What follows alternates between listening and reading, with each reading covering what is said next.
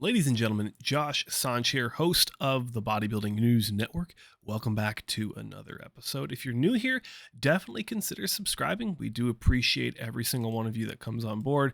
If you have a recommendation for an upcoming video, something you want to see here on BNN, please let us know in the comment sections below.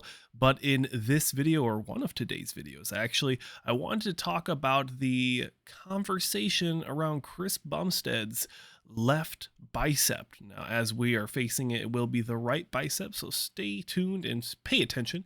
We're looking at some footage in the background of last year's Mr. Olympia, just in case you're wondering.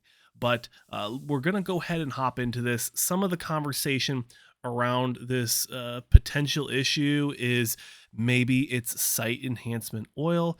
Now, in my honest and professional opinion, I cannot imagine a reason why Chris Bumstead or really any classic physique competitor would want to use site enhancement oil.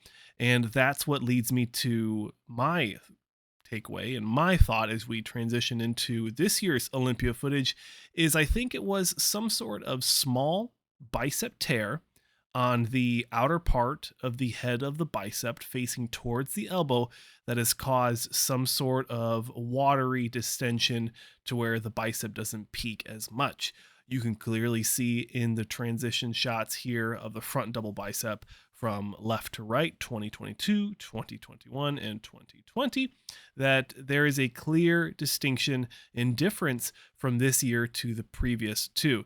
You can tell that there is not as much of a peak and there's not as much of detail in the ending of the bicep, as we mentioned earlier, leading into the elbow. Again, I don't think this is something that is going to be caused by site enhancement oil. You see it in the open. I don't think you really see it in classic, or at least I haven't seen it yet. From the side shot, you really can't tell too much of whether or not there is some sort of issue here. If anything, it doesn't look like the bicep is as peaky. Is that a word? Peaky? The peak isn't as peaky as you lead towards the elbow. So I don't really see a huge issue here, ladies and gentlemen. I don't think it affected him at all. He still won his 4-time classic physique Olympia title, and he has many more in the bag as the other competitors are trying to catch up to him in just pure mass, aesthetics, flow, conditioning.